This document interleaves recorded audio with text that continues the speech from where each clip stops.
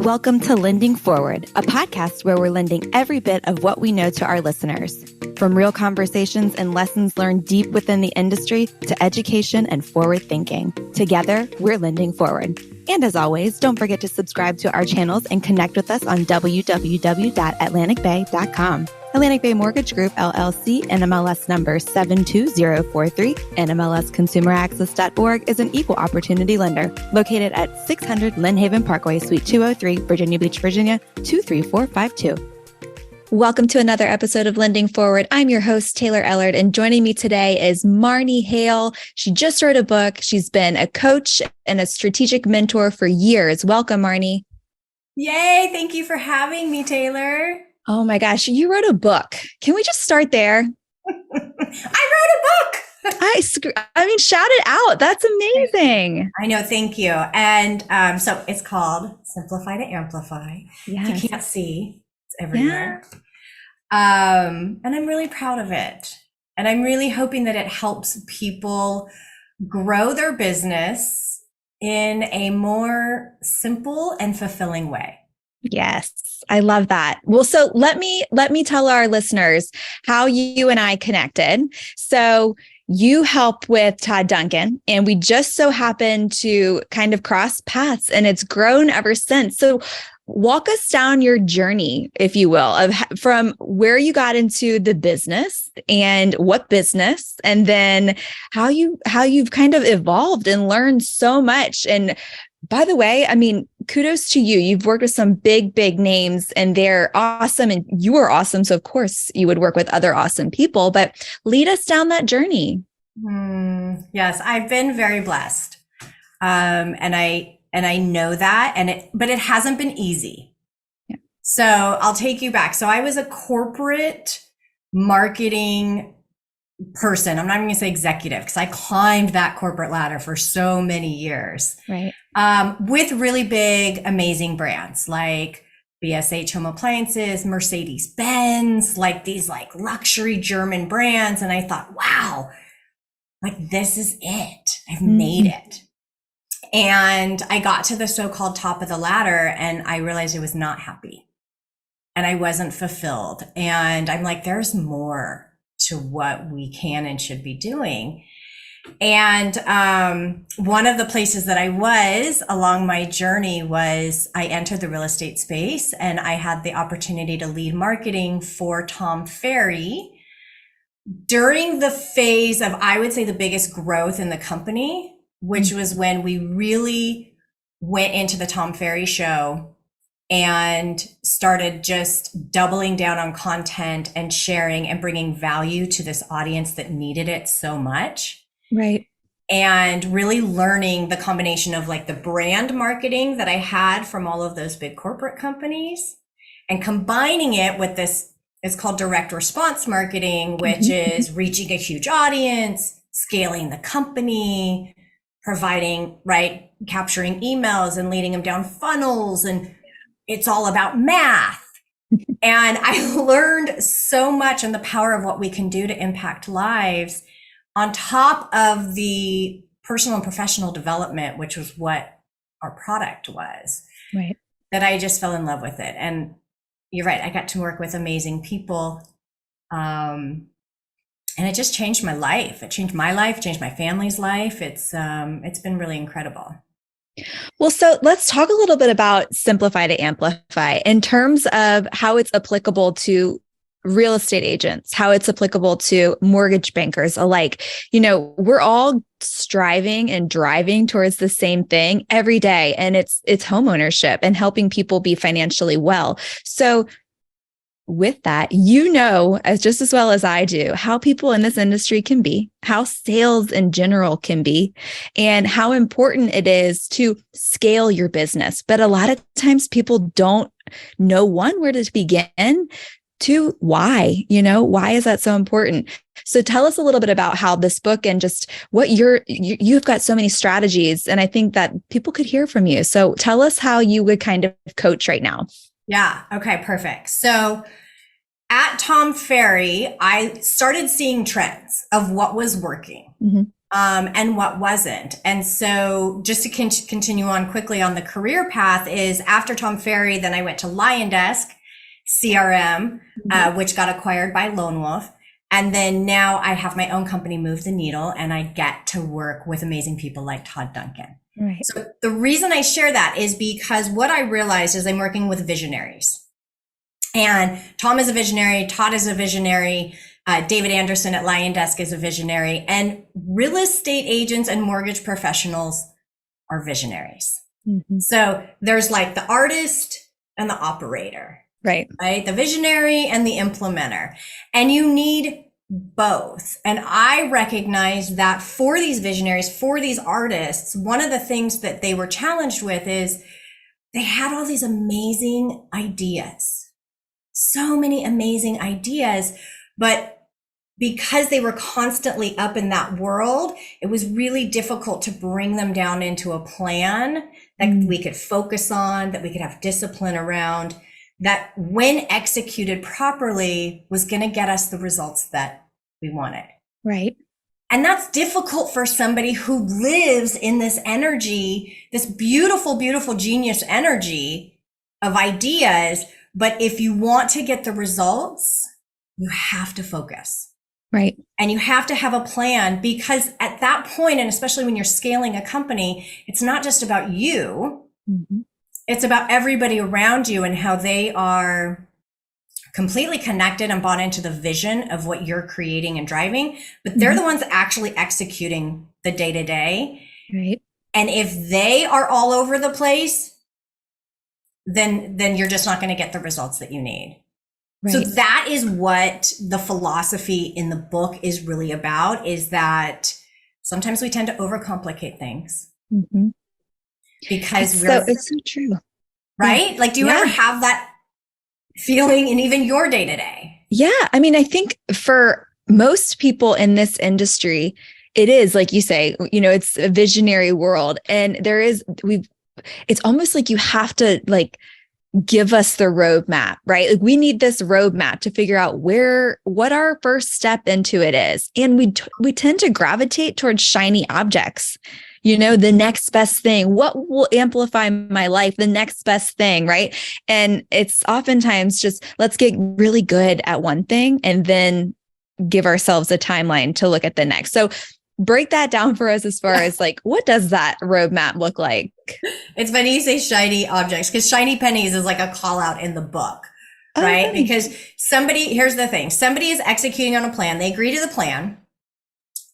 We want to double our growth next year, and they start executing it. But because perhaps they're not involved in the day to day, they get bored. Or they heard from a friend that they're crushing it on doing 300 videos a week. And so they run to their team and they're like, we need to be doing 300 videos a week. And the team's like, well, wait a minute, we're still executing here. And they're like, well, that's not working. Right.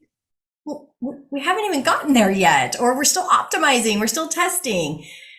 So the steps in the book that go through getting super clear on your objective and working backwards from the goal. Right. So if you have an objective that you want to double your growth next year, what are all the ways that you can get there? So there's a million of them. Which one makes the most sense to you based on how much money you want to spend, how much time you want to put into it, your lifestyle, your energy towards taking risks, right? What makes sense for you? And then pick it and allow it to run its course. There's a whole chapter on when you should pivot, because I'm not saying that you just stick with something and that's it. Right. But give it time to work. Put success metrics in place so you know if it's working or not. And it's really the simplest way to get to the big goals and dreams that you've been wanting to achieve, and the most fulfilling way, in my opinion. Yeah. I mean, I think it's so good. And it is hard. It's the metrics piece of it, really sitting down and diving into where were you last year? What are your goals and dreams? And then how do we get there? And then, like you said, working backwards. Okay, so now you're making X. And what are you doing every day to make X? And let's start that now. And I do think, from a business standpoint and a sales standpoint, it can be really hard on just what does the market look like right now, and how are we digging out from right now where we've come so good with COVID. Everybody was just loans falling out of the sky. Everybody was buying those low interest rates, and now we've all kind of been like, ooh, okay, so I can't use that tool anymore because I can't afford it right now, or I can't do this. But what you can do is plan and work hard and have that metric every day that you are working towards this one thing, and then broaden your horizons a little bit. So, and then you say pivot. I think people get caught up. They forgot the art of selling. I personally think. I think that's where, because we're not meeting with people. And so we're like, what do we do with our hands? But now it's hard, but it's true. We've got to get back out there, and it is very much back to the basics.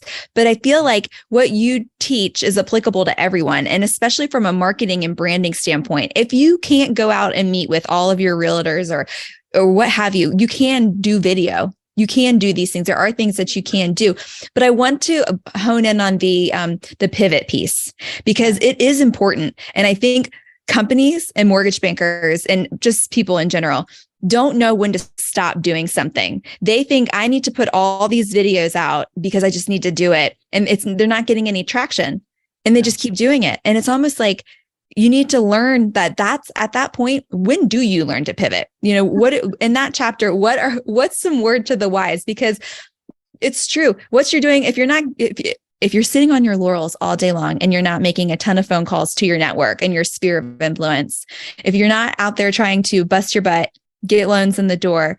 So what do you need to be doing? Really? I mean, you can't keep doing the same thing. You've got to learn to pivot. So coach us through that a little bit. Yeah. So it depends on what model you've been following.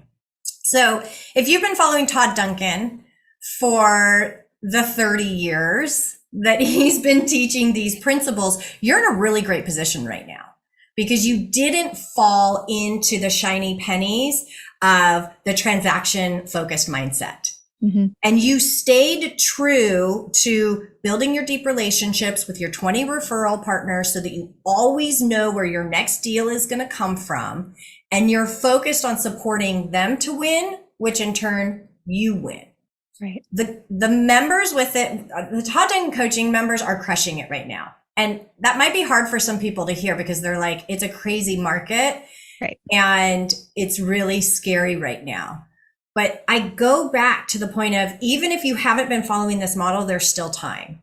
So the model is relationship focused. Todd Duncan teaches that relationships are more important than transactions. You can make a living doing transactions, but you can make a fortune with relationships. Yeah. And he really shows you how to build your circle of cash flow, which is about 20 referral partners within real estate agents, wealth advisors, CPAs, everybody who touches this huge financial investment that people are making.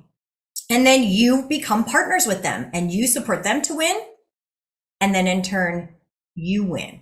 Mm. And it's this really beautiful, fulfilling way to do business. And when you look at where we're at now, with the rates going up and down, inventory going up and down, the one thing that's never going to change is people. Right. And relationships. And so if you have been transaction focused all this time, riding that wave, which hopefully you made smart decisions with the money that you were making during that time, it is not too late to pivot into a relationship focused business. Mm-hmm. And I promise you that once you do that, I don't want to say you're never going to be fearful of the market, but the market is not going to define you. Yes. Does that make sense? It does. It really does. And that's big. I think people need to understand it's selling, right? And it's people, and people are always going to be having babies. People are always going to be getting new jobs. People are always going to be retiring. Kids are going to go to college. That's always going to happen no matter what, Right. So I do think that it's a big mentality piece, and let's dive into the mentality side. So I know, we both know, you and Todd actually have your very, very mindset is so important. And there are things that you should be doing at least hopefully at the beginning of your day, but at least sometime throughout your day to really get some clarity so that you're very intentional in your business. Yeah. So tell us a little bit about what you do, what you're coaching folks to do and telling them to do that will help them not only mentally, but it will reflect through what they're doing habitually. Yeah. Yes, I'm very spiritually minded. And that has come through the growth with the personal and professional development because I've seen how it works and I've seen how it changes my life. So actually, just this morning, I was thinking about my goals, my 3 goals. One is financial freedom to take care of my family now and in the future. The second one is to always continue my spiritual journey, which is growth. And the third one is to help people feel awesome. So at the end of the day, if I do that each day, then that was a great day. And so the way that I get into it is I have these messages around my mirror, I meditate, I listen to things in the morning, and I do set intentions. In fact, this morning I texted Todd 3 words that came up in my energy, and they were connection, community, and conversations. Ooh. And he and I connect in that way, and we support each other in that way, which is really beautiful. But even if you think about that for your day, Taylor, connection, community, conversations, exactly what we're doing right now. If you go into each day with whatever energy comes up for you, you allow it to be, and you're excited and curious about what unfolds during the day, it's going to be a good day. I love it. I think it's something that we don't talk about enough is having the positive mentality and starting your day with intention so that you can lay your head at night and know that, wow, today was impactful, if not for other people, for you. And you've done something and you told yourself that you're holding yourself accountable. I think that really is what it boils down to. But I do love this. So tell us more about what's next for you, for your company. How are you lending forward? Yeah. Oh, I love that. Yeah, it's helping people feel awesome. Right. I'm going to continue to lean into those 3 areas of life. I don't have a structured focus or plan because I think I like to go into the day excited and curious. I've been very blessed that people come to me for opportunities, and it's my job to allow that, to receive it, and to respond to it. So as people need help and they want to talk about really putting the puzzle pieces together. So going back to mindset, it's perspective. And so when you're in it, even for me, it's hard to see it. But when you go to someone else and you're like, I've got these 3 ideas, but I'm not sure where they connect. I tend to connect with people really well that way because then I can bring it out in them and help them find, well, which one makes the most sense for you now? How do they connect to each other? And how do we put a plan in place to help you get there? Yes. And that's really simple that it comes down to, but it's hard when we're in it. So getting an outside perspective is so huge. I love it. I love that. Well, thank you so much for being on Lending Forward. We love to get with you. And obviously, we'll make sure in the show notes that we put your book link and everything that you've mentioned and touched on and some of Todd's stuff too. But thank you so much for being on Lending Forward. Yay. Thank you, Taylor. Thanks again for listening to the Lending Forward podcast powered by Atlantic Bay Mortgage Group. Don't forget to tune in next week and make sure you subscribe to our channel. Remember, we all play a part in lending forward. So go lend something forward today.